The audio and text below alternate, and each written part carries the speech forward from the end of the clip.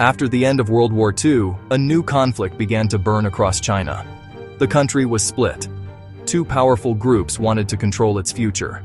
On one side stood the nationalists, the Republic of China, or ROC. They were led by Chiang Kai-shek.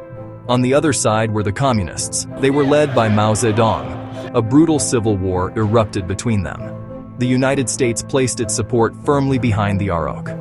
The US saw the nationalists as a key ally against the spread of communism in Asia. This support was not just symbolic, it was substantial and tangible. However, this powerful American assistance did not lead to the expected outcome. The tide of the war turned decisively against the nationalists. Despite superior equipment and international support, the ROC's armies began to crumble. It shows that weapons and money cannot fix a foundation that is already broken. The first and most fundamental cause of the ROC's downfall was the deep-seated corruption within its own government. The nationalist regime, led by Chiang Kai-shek, was plagued by widespread graft and inefficiency. This was not a secret. It was an open wound that bled the nation's strength. High-ranking officials and their families often used their positions for personal enrichment. They diverted government funds into their own pockets. They controlled key industries. They created monopolies that benefited a select few, while the general population struggled. This culture of corruption created a government that served itself more than it served its people.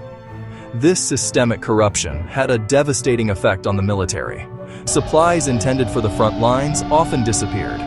Food, medicine, winter uniforms, ammunition. All were sold on the black market by corrupt officers. This directly fueled a collapse in morale, the most important weapon any army possesses. The vast amount of aid provided by the United States should have been a game changer for the ROC. Between 1945 and 1949, the U.S. sent approximately $2 billion in assistance equivalent to tens of billions of dollars today. This included advanced weaponry far superior to what the communists possessed at the start of the conflict. But the second link in the chain of failure was the ROC's inability to use this aid effectively. A significant portion of financial aid never reached its intended purpose. Pervasive corruption siphoned off large sums were left incomplete. American officials in China grew frustrated. Aid intended to build stability, and that extended to weapons distribution. A shocking amount of US-supplied weaponry ended up in enemy hands.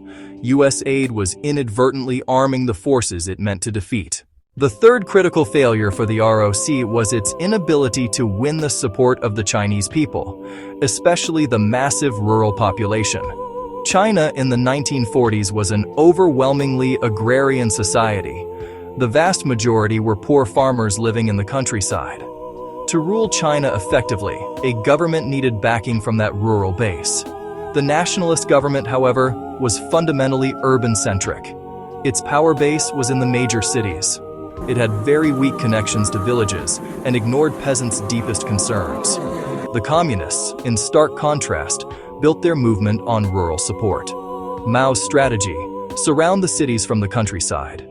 Communist cadres went into villages and listened. They promised and implemented land reform. They took property from landlords and redistributed it to the poor. They set up a parallel system of government. They offered rural people a tangible stake in the revolution. The gap in popular support had direct military consequences. Communist forces moved through the countryside like fish in water. As the Civil War dragged on, the ROC's internal weaknesses led to two catastrophic outcomes: a complete economic collapse, the disintegration of its military. This led to hyperinflation. Money lost value at dizzying speed, could double in a single day. Life savings were wiped out overnight. Soldiers found their pay was worthless by the time they received it. Rampant inflation shattered public confidence in the nationalist government. It suffered staggering losses in major campaigns, especially in Manchuria in 1948, where some of Chiang's best American-trained divisions were encircled and annihilated. They were devastating blows to morale. Tens of thousands of ROC soldiers simply walked away, would switch sides and join the communists, taking their American-supplied weapons with them. The military, the final pillar of the state, was crumbling. The final outcome of the Chinese Civil War was the result of all these interconnected failures. It was a chain reaction where each problem amplified the next, leading to a complete and irreversible collapse. By late 1948 and early 1949, the Communists were no longer a guerrilla force hiding in the countryside. They were a powerful, conventional army, well-equipped with captured American weapons and commanding the loyalty of millions. They began to sweep across the country, capturing major cities with little resistance. The Communists captured Beijing, Shanghai, and the nationalist capital of Nanjing. The ROC government and the remnants of its army, along with about 2 million refugees, fled the mainland.